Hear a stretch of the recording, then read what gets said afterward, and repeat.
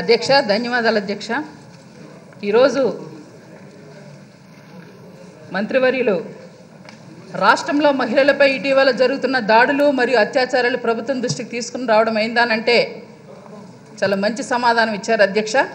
ప్రభుత్వం మహిళలపై నేరాల విషయంలో నివారక అలాగే అత్యంత క్రియాశీలక చర్యలను తీసుకోవడం నిరంతరం అప్రమత్తంగా ఉంది అని అన్నారు అధ్యక్ష. అప్రమత్తంగా ఉన్నప్పుడు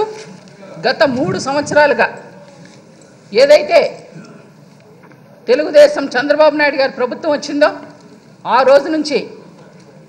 తహసీల్దార్ వనజాక్షిపై ఇసుక మాఫియా దాడి, సంబంధిత ఎమ్మెల్యే చింతమనేని ప్రభాకర్ దాడి నుండి తహసీల్దార్ నారాయణమ్మ పై టీడీపీ సర్పంచ్ దాడి వరకు, అలాగే ర్యాగింగ్కు బలైనటువంటి రిషితేశ్వరి మరణానికి కారకుడైనటువంటి ప్రిన్సిపల్ బాబురావు వ్యవహార శైలి నుండి కార్పొరేట్ కళాశాలలో ముఖ్యంగా మంత్రి నారాయణ గారి కళాశాలలో విద్యార్థుల ఆత్మహత్యలకు బలైన సంఘటనల వరకు, అదేవిధంగా మొన్న ఫిబ్రవరి 15, 2017 గుంటూరు జిల్లా క్రోసూరు మండలం ఉయ్యందన గ్రామానికి చెందిన ఒక 13 సంవత్సరాల మైనర్ బాలికపై ప్రేమించాలనంటూ అత్యాచారం నరేంద్ర అనే అబ్బాయి వెంటపడుతూ ఆమె అంగీకరించకపోవడంతో కక్ష పెట్టుకొని ఆమెపై అత్యాచారం చేసిన వ్యక్తికి టీడీపీ నేత అండగా ఉండడం వరకు, విజయవాడ నడిబొడ్డున కాలనాగులైనటువంటి కాల్మని సెక్స్ రాకెట్లో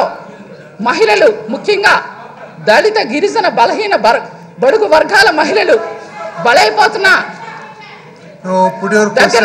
అధ్యక్ష ఒక్క నిమిషం అధ్యక్ష, ఎందుకంటే వారు ఇచ్చినటువంటి సమాధానికే చెప్తున్నాం అధ్యక్ష.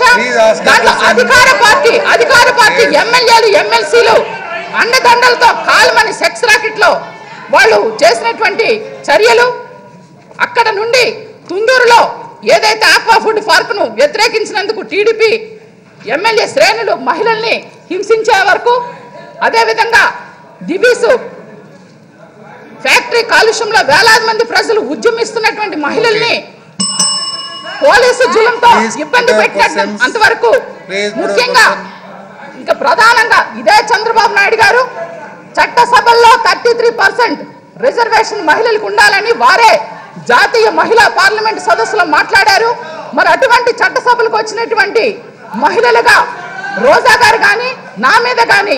ఎందుకు ఈరోజు నిజంగా దేశ చరిత్రలోనే ఒక మహిళ మీద ఏడాది పాటు సస్పెన్షన్ ఉండడం చాలా బాధాకరం. పైగా మళ్ళా ఏడాది పాటు చేస్తానడం చాలా బాధాకరం. పైగా నాపై నేను ఒక గిరిజన జాతి కోసం మా ప్రాంతంలో ఉన్నటువంటి అటవీ సంపద బాక్సైట్ కోసం ఉద్యమం చేస్తే నా మీద కూడా దేశద్రోహం అంటే కేసులు పెట్టడం, అంతేకాకుండా ఒక ఎస్సీ మహిళ అధ్యక్ష, మొన్న ఎస్సీ మహిళ సర్పంచ్ మొన్న గోళ్ళపాడులో ఆమె సభకు రావాల్సి ఉంటే అక్కడ కూడా పోలీసులతో ఆమెను నిర్బంధించినటువంటి విషయం. ఇంతేకాదు ఇవి కేవలంగా కొన్ని మాత్రమే అధ్యక్ష. ఇలా ఏ రంగంలో మహిళలు పనిచేస్తున్నా అధ్యక్ష, ఏ రంగంలో పనిచేస్తున్నా ఇది అధ్యక్ష